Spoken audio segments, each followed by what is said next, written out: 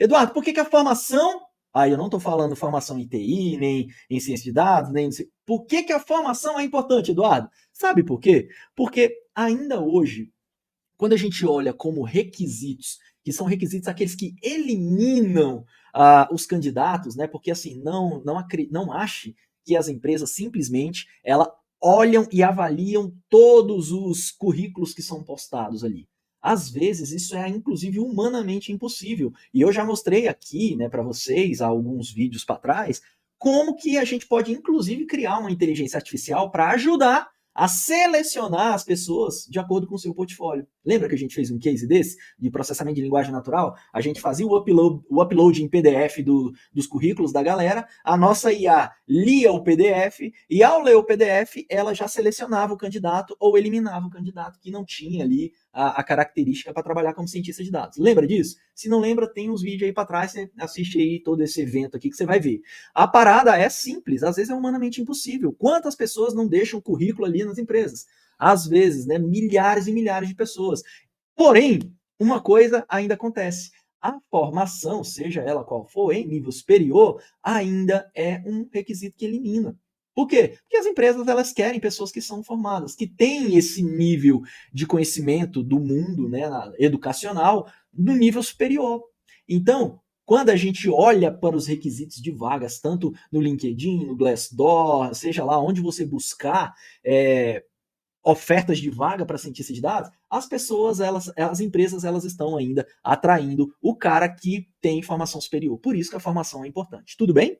Eduardo, se eu não tiver uma formação, o que que acontece? Cara, automaticamente aí grandes chances são de você ser limado ali por uma utilização de uma IA que foi desenvolvida por um cientista de dados, inclusive.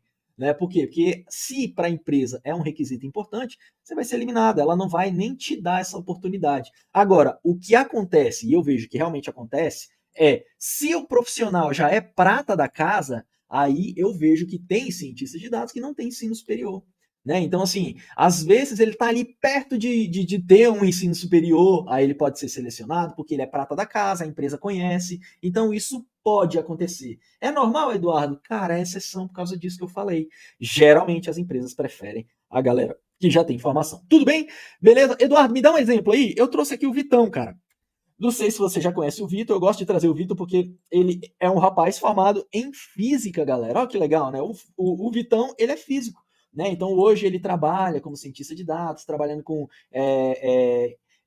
como é que é? Instituições de meteorologia, uma coisa assim, saca? Tipo órgãos que fazem ali aquelas aferições do clima, tempo, sei lá. Uma coisa que inclusive teve a ver com a graduação dele, né? Cara, é físico. Eduardo, me dá outro exemplo. Eu sou formado em ciências econômicas, que por sinal não é nem ciência exata, né? É considerado ciências humanas. Então, cara, eu sou cientista de dados porque eu aprendi a prática aplicada. Estava lá dentro do Banco do Brasil no momento onde era preciso criar cientistas de dados. E eu fui criado ali, que nem aquelas espadas no fogo, assim, ó. O cara coloca lá o metal no fogo para amolecer e bate o martelo, assim, para ficar a espada bem. Eu sou aquela espada lá, moleque, no fogo, na fornalha, no meio do furacão. É possível, Eduardo? É, cara. Eu sofri muito para estruturar essa parada da forma como eu ensino hoje, tá bom? Então, muito do que eu trago é exatamente porque eu fui desenvolvendo essa metodologia ao longo desses anos. Afinal de contas, não são poucos, né? Eu tô falando aí de mais de uma década aprimorando essa parada e compartilhando esse conhecimento. Que mais, Eduardo? A Carlinha. Cara, a Carlinha, ela é matemática, né? Eu já trouxe ela aqui, eu acho que essa semana, né? E agora que eu lembrei, eu podia ter pego outro, né? Outro CD.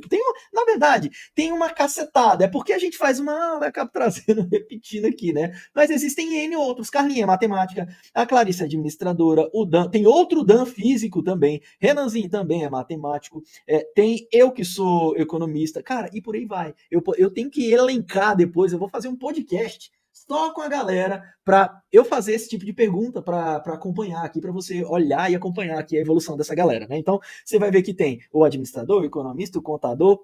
Inclusive, quando eu tava começando essa parada, sabe o que tinha? Tinha uma pessoa, Adriana, formada em direito, velho. E a Adriana viu uma oportunidade, gostava também dessa parada, e ela foi trabalhar lá no Bradesco com dados, liderando uma equipe de dados lá. mesmo sendo formado em direito, né? Olha aí que louco, né? Então tem vários, cara. Eu, inclusive, tenho que estruturar essa parada bem direitinho para eu pegar todas as profissões, para eu criar uma word cloud aqui para mostrar para você da quantidade de formações diferentes que se tem da galera que está aí trabalhando como cientista de dados nas empresas espalhadas no Brasil e no mundo, beleza? Que é o que é mais fera, né? Agora, há 4 anos atrás, há 3 anos atrás, quando eu comecei essa parada, era um pouco mais difícil, né? Não tinha tanta visibilidade a profissão, estava começando a ficar aquele chamariz, né? Ainda não se ouvia falar direito, porém agora não, agora a gente está na era da IA, a era do cientista de dados que cria essa parada toda, beleza? Edu, mas se a ciência de dados é uma área técnica, complexa, como alguém sem formação específica poderia realmente ter o conhecimento necessário para lidar com análise de dados complexos, modelagem estatística, machine learning de maneira eficaz? Que pergunta tora, né? Ciência de dados tem a sua certa complexidade, não tem? Cara, tem uma complexidade. A gente aprende um conteúdo que precisa de uma abstração para entender.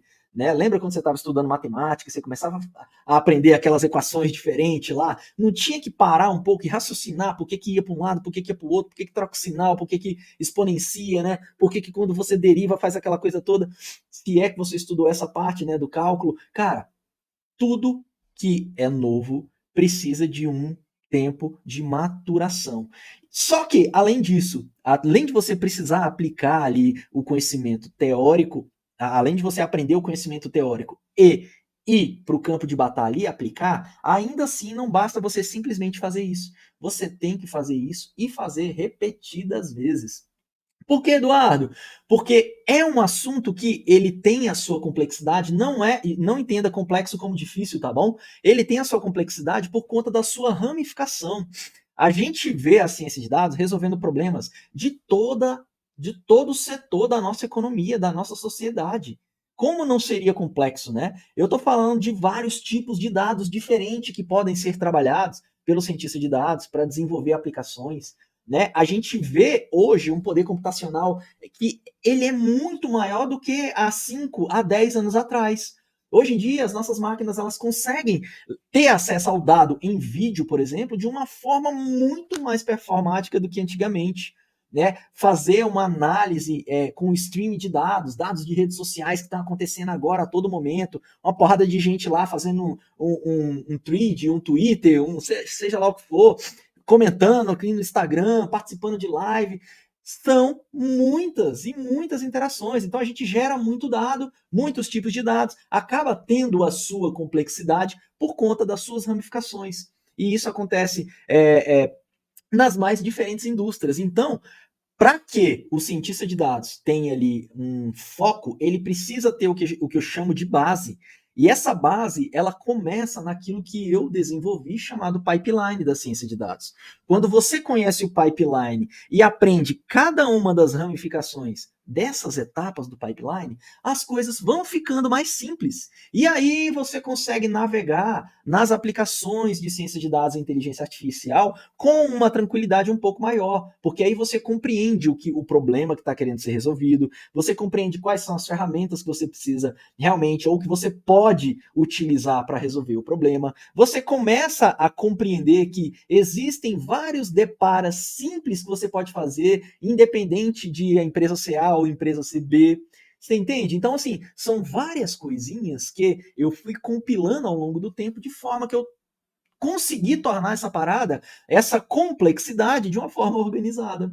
Tá ligado? Então, por isso que hoje eu trago para você aqui, às vezes, coisas que seriam ensinadas ali lá no penúltimo semestre da faculdade de graduação, né? Eu trago agora para você e explico de uma forma clean. Por quê? Porque eu pego aquela teoria, tiro o techniquez, trago uma aplicação prática e faço essa parada junto contigo. E mais, te instigo a fazer mais, e a fazer mais, e a fazer depara. E aí é assim que mais ou menos eu toco o conteúdo contigo.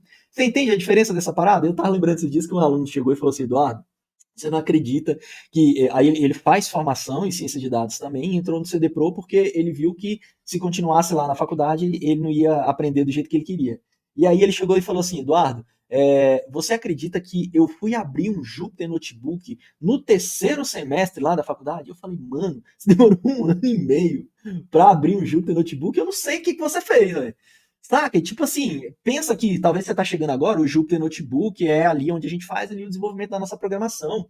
É onde a gente cria ali as nossas máquinas preditivas, é onde a gente faz a análise de dados, é onde a gente faz o processamento de dados, é onde a gente usa a programação. Então, cara, pensa uma pessoa que está se formando para ser cientista de dados. Eu não vou nem falar o nome da faculdade para não queimar e eu não quero causar também nenhum problema, beleza? Eu não faço essa parada por mal, mas cara, eu não tem coisa que eu não consigo defender. Saca? É uma coisa indefensável. Por quê? Porque, cara, são vidas. A pessoa está investindo para aprender uma coisa, para entrar no mercado e realmente ter uma oportunidade profissional.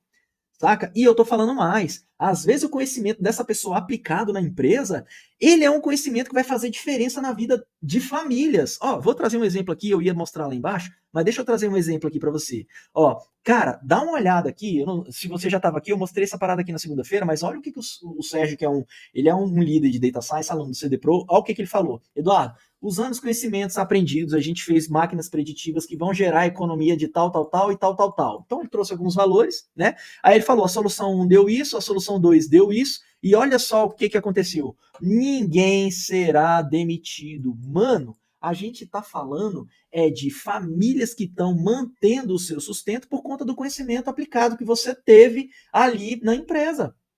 Tu tem noção do poder que é essa parada e do porquê que você é um profissional altamente relevante para a empresa e para a nossa sociedade? Aí me chega um cara e fala que não abriu o Jupyter Notebook no terceiro semestre, como é que eu não fico puto? Tá ligado? Então, assim, tem coisa que eu não defendo mesmo, não.